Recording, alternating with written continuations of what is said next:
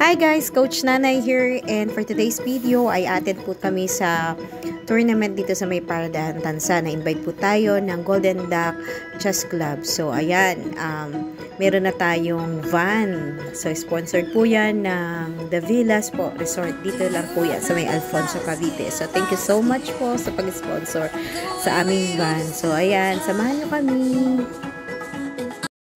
Hi guys, first day video. Nandito tayo ngayon sa Paradahan Tansa para umaten na chess tournament na Golden Duck Chess Club. So, samahan niyo kami!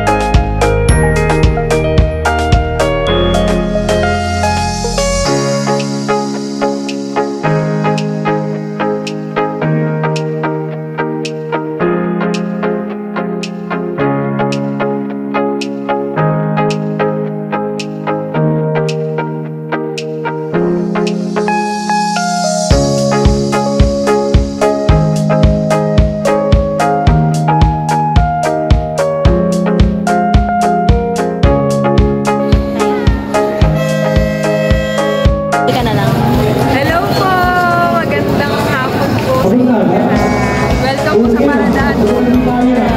Thank you. SK po yan ang Paradahan. Mayor Bano. Shout out. Shout out po sa inyo. Ano po ulit lang niyo po? Coach Nanay. Coach Nanay.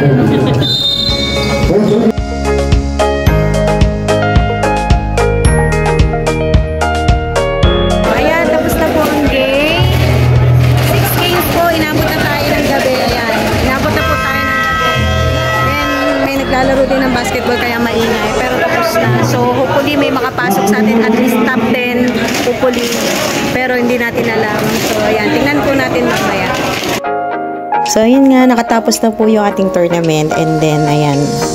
Sa kasamaang palad, di tayo napasama kasi malalakas na game player dito. Pero okay lang din naman. May mga win game rin naman ng ating mga players. Kaya okay lang. Hindi naman din masama. So, ayan. Napaka gandang opportunity. Maliit lang talaga itong tournament na to. It so happen lang yung mga